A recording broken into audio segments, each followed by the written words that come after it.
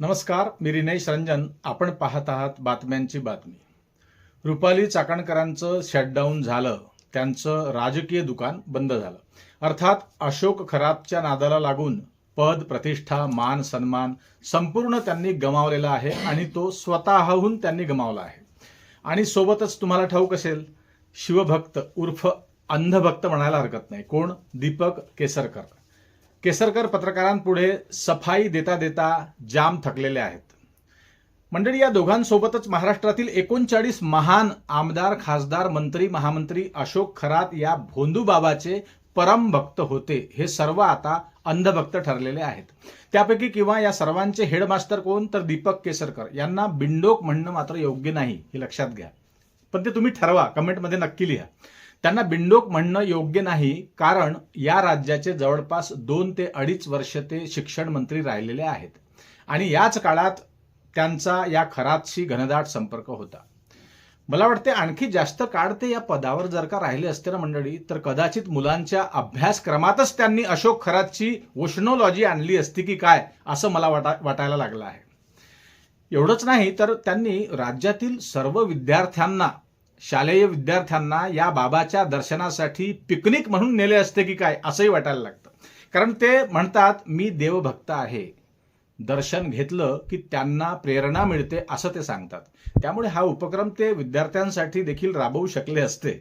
अर्थात हा गमतीचा भाग आहे, परंतु असं व्हायला होतं म्हणायला हरकत नाही मंडळी. दीपक केसरकर आणखी म्हणतात, मी अनेकदा या बाबाकडे गेलो होतो. ते कबूल करतात.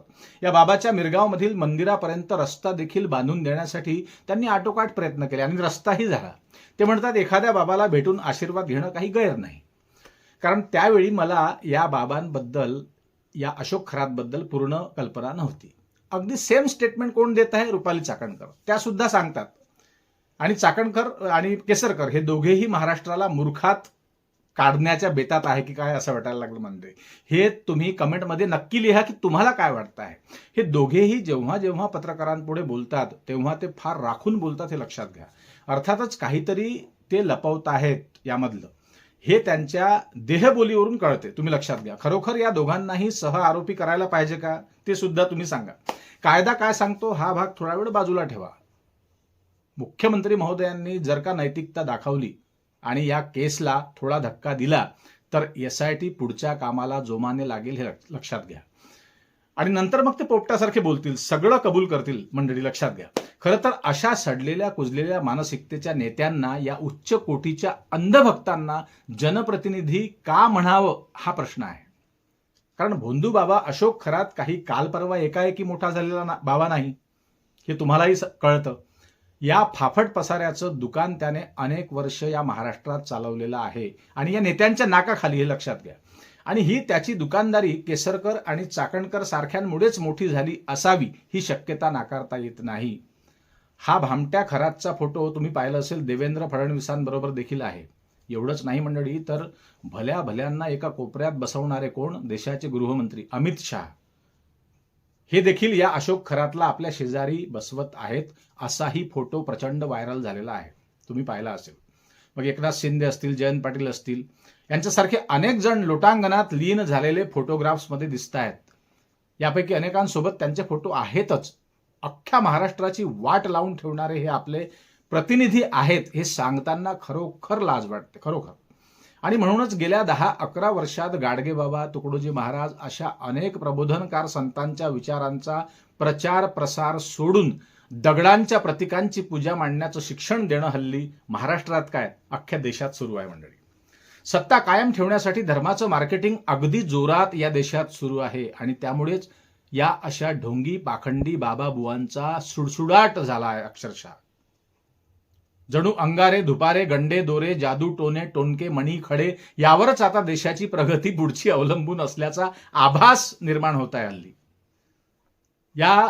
हा भोंदू बाबा, ढोंगी पाखंडी बाबा, या अशोक खरात प्रकरणात हे 39 आमदार, खासदार, मंत्री कोण आहेत, त्यांची नावं काय आहेत, या सगळ्यांची नावं पुढे येण्यासाठी केसरकर आणि या चाकणकर बाई या दोघांचीही सखोल चौकशी व्हायला पाहिजे मंडळी. परंतु तसं होणार नाही. का होणार नाही, लक्षात घ्या.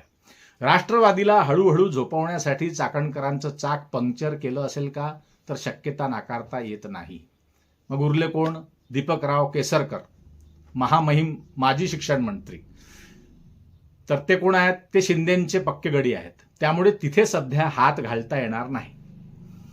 या केसची एवढी तीव्रता का वाढली हाही प्रश्न तुम्हाला लक्षात आला असेल. अनेक वर्षापासून आताच अशोक खरात फाईल्स का उघडल्या गेली?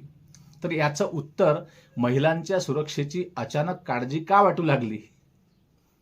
याचं राजकीय कनेक्शन काही आहे का? पण ते कनेक्शन असण्याची शक्यता नाकारता येत नाही. या केसचं राजकीय कनेक्शन जोडायचं तुम्हाला असेल तर तुम्ही नाशिकच्या पोलीस आयुक्तांची मुलाखत ऐकायला पाहिजे. आयुक्त संदीप कर्णिक यांना विचारलं पत्रकारांनी एका मुलाखतीत, तेव्हा ते सांगतात की अशोक खरातची प्रथम माहिती ही पोलिसांना नव्हती. प्रथम माहिती ही फडणवीसांना गेली गुप्तपणे आणि मग फडणवीस यांनी मीटिंग केली आणि अर्थातच मग यामध्ये पोलिसांची नंतर एंट्री झाली. गृहमंत्री फडणवीस यांनी पोलीस महासंचालक यांना ही फाईल बाहेर काढण्याचे सक्त आदेश दिले आणि नंतर मग यामध्ये नाशिकचे पोलीस आयुक्त कर्णिक यांची एंट्री झाली. अशी ही साखळी निर्माण झाली. अर्थातच गृहमंत्री विचार करतील तेव्हाच सर्व काही शक्य होईल, होऊ शकतो, असाच त्यांचा या गोष्टीचा सरळ अर्थ मंडळी निघतो. आणखी राजकीय कनेक्शन तुम्हाला जोडायचं असेल तर थोडा वेळ थांबा, शांत राहा. बघा, या वावाजवळ गेलेल्या 39 आमदार खासदारांमध्ये विविध पक्षाचे लोक आहेत, हे लक्षात घ्या, एकाच पक्षाचे नाहीत. मग चाकणकर आणि केसरकर या दोघांनाच टार्गेट का केलं जात आहे हा फार गंभीर आणि मोठा प्रश्न आहे.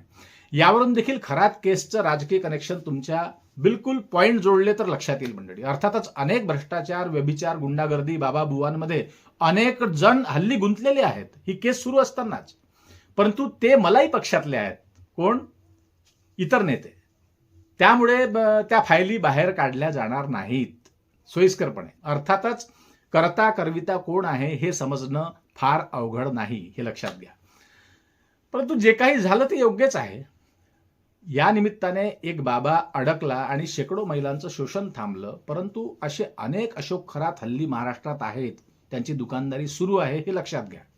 त्यांना शोधून काढण्यासाठी देखील गृहमंत्र्यांची परवानगी लागत असेल पोलिसांना तर पोलीस नावाचं खेळणं रिमोटवर चालतं हे स्पष्ट होईल, लक्षात घ्या. अशी गंमत आहे मंडळी खरात प्रकरणाची. तर तुर्तास थांबतो. आपल्याला नेमकं काय वाटतं ते कमेंटमध्ये नक्की लिहा. आपल्या चॅनलवर नवीन असाल तर सबस्क्राईब करा आणि जास्तीत जास्त लोकांपर्यंत हा व्हिडिओ शेअर करा. लाईक करायला विसरू नका. पुन्हा भेटूच नवीन विषयावर बोलण्यासाठी नव्या दिवशी नव्या दमानं. तोपर्यंत नमस्कार. जय हिंद, जय महाराष्ट्र.